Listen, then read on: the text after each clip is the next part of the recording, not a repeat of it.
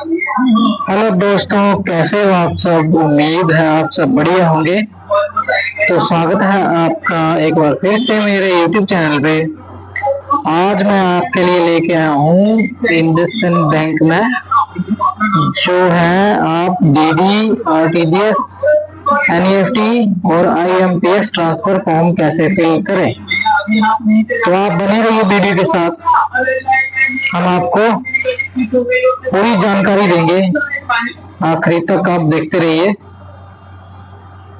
कि कैसे ये फॉर्म फिल होता है। बिल्कुल ही सिंपल तरीके से हर कोई इसको फिल कर सकता है दोस्तों।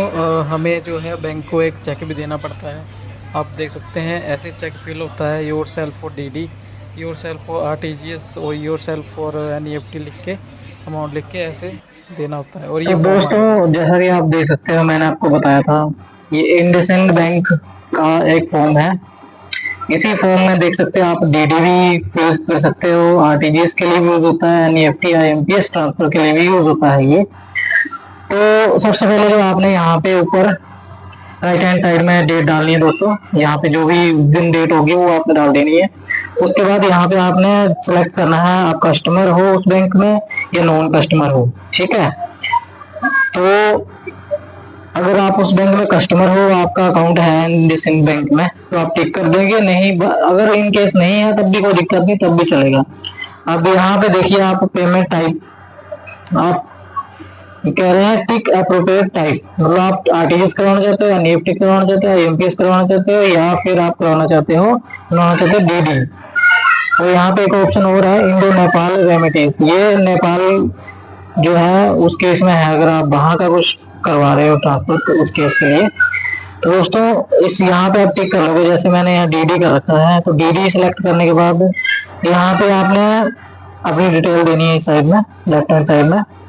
नेम ऑफ अकाउंट होल्डर, अगर आप कस्टमर हो उस बैंक में तब भी, नॉन कस्टमर हो तब भी। जैसे रमेश लिखी है मैंने फॉर एग्जांपल, यहाँ अकाउंट नंबर फिल करना है आपने। और यहाँ पे आपने कुछ ये यहाँ कुछ फिल नहीं करना आपने, ये वाला रहने देना है आपने।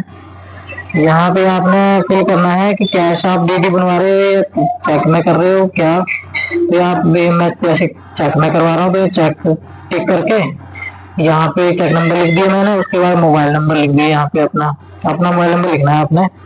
और उसके बाद दोस्तों अगर आप कैश करवा रहे हो तो कोई दिक्कत नहीं, तो आपने कैश टिक करके चेक नंबर नहीं फिल करना है आपने। ठीक है, उसके बाद नीचे आप ईमेल आईडी डाल सकते हो अपनी, अगर आप चाहते हो तो।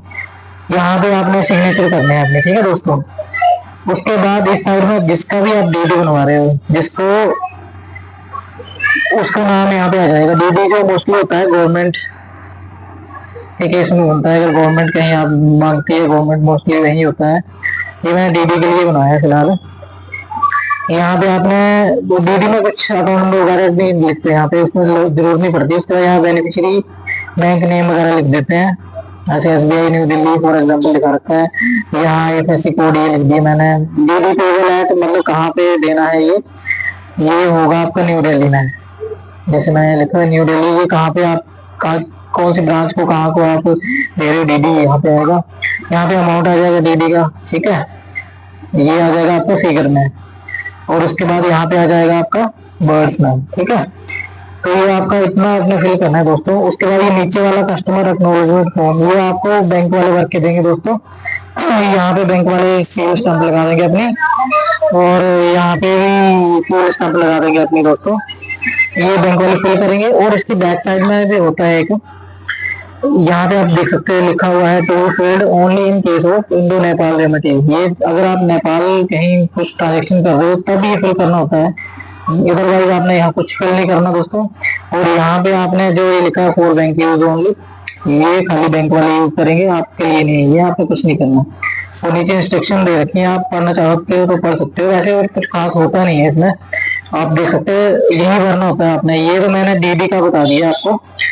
बट अगर आप बाई चांस आप आरटीजीएस करवाना चाहते हो दोस्तों, एनईएफटी करवाना चाहते हो, आईएमपीएस करवाना चाहते हो, आरटीजीएस जो है वो आप 2 लाख से ऊपर करवा सकते हो अमाउंट।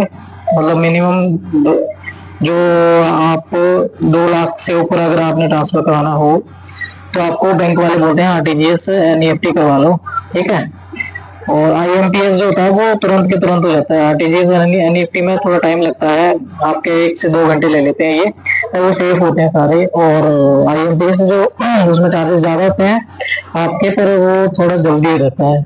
IMPS जो होता है, मोस्टली बंदे जो है वो आरटीजीएस और एनईएफटी एक चेक काट के देते हैं, उसमें लिख देते हैं योर सेल्फ आरटीजीएस, जो बैंक के नाम का होता है, जैसे इंडसइंड का होता है, वहां पे लिख देंगे चेक के ऊपर योर सेल्फ आरटीजीएस, है ना, ठीक है। तो उस केस में आपने यहाँ पे सेम प्रोसीजर रहेगा दोस्तों, कोई चेंजेस नहीं है उसमें।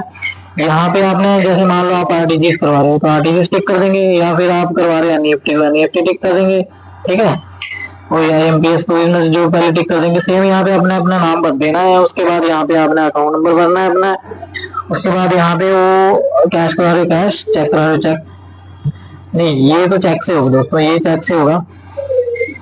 ये यहाँ पे चेक नंबर लिख देंगे अगर आप वो करवा रहे हो तो, यहाँ मोबाइल नंबर लिख देंगे आप, या ईमेल आईडी लिख देंगे, ठीक है। और यहाँ sign same as it is. यहाँ पे उस केस में अगर आप एनईएफटी और आरटीजीएस करवा रहे हो, उस केस में आपको जो बेनिफिशियरी है उसकी पूरी डिटेल मांगते हैं बैंक वाले, डीडी में कम नहीं मांगते, पर इस केस में आपसे पूरी मांगेगी वो डिटेल। यहाँ पे आपको फिल करनी पड़ेगी, जैसे मान लो आप कहीं किसी को भेज रहे हो, जैसे रमेश भेज रहे हैं सुरेश को या फिर विकास को, ठीक है, तो यहाँ पे उसका फिर नाम फिल करेंगे, यहाँ उसका अकाउंट नंबर आ जाएगा, ये लिखा हुआ है ना बेनिफिशियरी अकाउंट नंबर, यहाँ पे ये दोबारा फिर वो सेम अकाउंट नंबर आ जाएगा। यहाँ पे कुछ अगर उसकी आइडेंटिटी वगैरह देनी हो, वैसे ये कंपल्सरी नहीं होता, ठीक है। और उसके बाद ये आपने छोड़ देना दोस्तों, यहाँ पे आपने उसका बैंक और बैंक नेम और ब्रांच लिख देनी है, कहाँ पे उसकी ब्रांच है, वो डिटेल आपको प्रोवाइड कराएगा बेनिफिशियरी जो है। उसके बाद दोस्तों यहाँ पे आप भरेंगे बेनिफिशियरी IFSC कोड, वो भी आपको वही प्रोवाइड करवाएगा।